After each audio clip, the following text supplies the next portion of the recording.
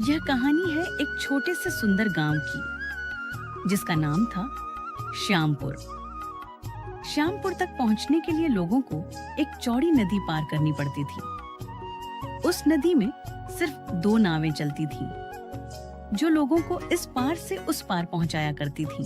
उसी गांव में रहता था एक मेहनती किसान, जिसका नाम था गोपाल। गोपाल की पत्नी लक्ष्मी गर्भवती थी, लेकिन फिर भी वह रोज अपने पति के लिए खेतों तक खाना लेकर जाती थी। गोपाल कई बार समझाता, लक्ष्मी, तुम इतनी दूर मत चला करो, तुम्हें आराम की जरूरत है।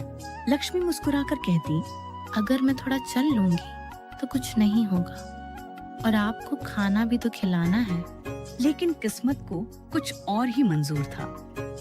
जैसे ही लक्ष्मी ने जुड़वा बेटियों को जन्म दिया, उसी क्षण उसने इस दुनिया को अलविदा कह दिया। गोपाल की दुनिया जैसे उजड़ गई। 13वीं के दिन गांव वाले उसके घर आए।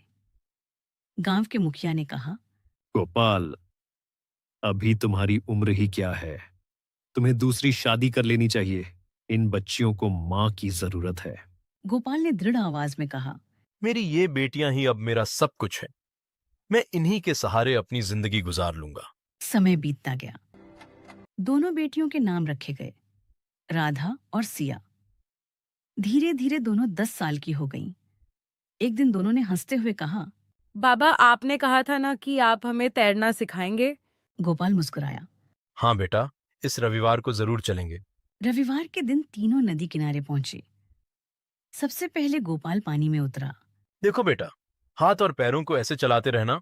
पहले राधा ने कोशिश की। उसे डर लग रहा था। वह डगमगाई, लेकिन धीरे धीरे उसे समझ आने लगा।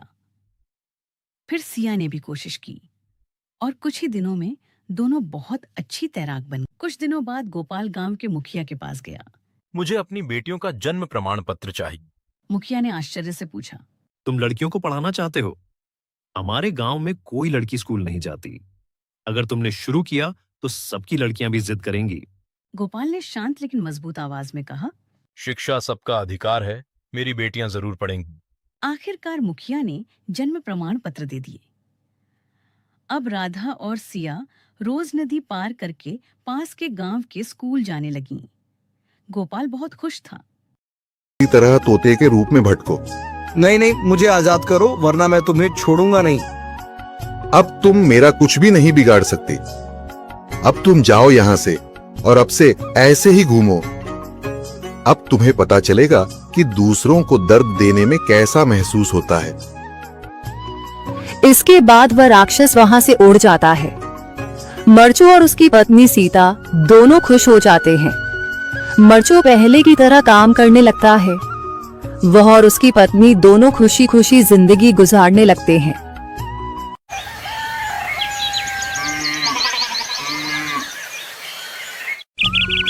मर्चू जंगल से लकड़ियां काटकर बाजार में बेचने गया, लेकिन उसे लकड़ियों के अच्छे दाम नहीं मिले। इस पर मर्चू ने कहा, अरे भैया, इतने कम पैसे? इन पैसों में तो 2 वक्त का खाना भी नहीं मिलेगा। आप मुझे बहुत ही कम पैसे देते हैं। मैं इतनी मेहनत से लकड़ियां काट कर आता हूँ, लेकिन उनके पैसे मुझे बहुत कम मिलते हैं। भैया, तुम्हारी लकड़ियां होती ही इतनी कमजोर हैं कि मैं इससे ज्यादा पैसे नहीं दे सकता। तुम्हारी लकड़ियों के बस इतने ही पैसे बनते हैं। अरे भैया, कुछ ज्यादा कर दो ना। वो क्या है ना कि इन पैसों का तो कुछ भी नहीं आता। मैं अपनी जिंदगी कैसे गुजारूंगा? भैया, तुम जाकर अच्छी लकड़ियां लाओ, तभी इन लकड़ियों का अच्छा दाम मिल पाएगा, वरना इन लकड़ियों का तो यही दाम है। ये सुनकर मर्चू बहुत ज्यादा परेशान हो गया और पैसे लेकर किराने की दुकान से सामान खरीदकर घर आ गया। घर पहुंचते ही मर्चू की पत्नी सीता ने कहा, जी, सामान ले आए आप? हाँ जी, सामान ले आया हूँ। सीता के चेहरे पर खुशी छा जाती है, लेकिन जब उसने सामान देखा, जी, इसमें तो बहुत थोड़ा सामान है। हाँ सीता, मुझे पता है कि यह सामान बहुत थोड़ा है, लेकिन मैं क्या करूं? मेरे पास जितने पैसे थे, मैं उतने का ही सामान लेकर आ गया हूँ। इस तरह हमारा गुजारा कैसे हो पाएगा जी? आपको तो पता ही है कि हम कितनी मुश्किलों से गुजारा करते हैं। हाँ हाँ, मुझे पता है, लेकिन मैं कर भी क्या सकता हूँ। मेरे पास इतने पैसे ही नहीं कि हम एक अच्छी जिंदगी गुजार सकें।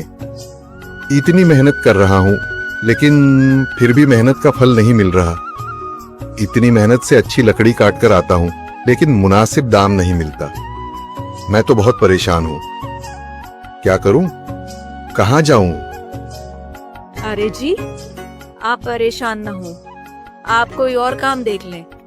मैंने कई बार काम तलाशने की कोशिश की, पर किसी ने भी मुझे काम नहीं दिया। ये सुनकर सीता भी काफी ज्यादा परेशान हो गई। मर्चों से सीता की परेशानी नहीं देखी गई। उसने अपनी पत्नी सीता से कहा, मैं फिर से जंगल की ओर जा रहा हूँ। अरे जी, अभी मत जाइए ना, वैसे भी शाम हो रही है। आप कल चले जाइएगा, अभी मत जाइए। ठीक है, अगर तुम रोक रही हो तो मैं नहीं जाता। मैं कल चला जाऊंगा। इसके बाद मर्चू गांव में घूमने के लिए चला गया। तभी उसे एक आदमी मिला और उसने कहा, कहाँ जा रहे हो भैया? और सुनाओ, क्या हाल चाल है? जिंदगी कैसे गुजर रही है?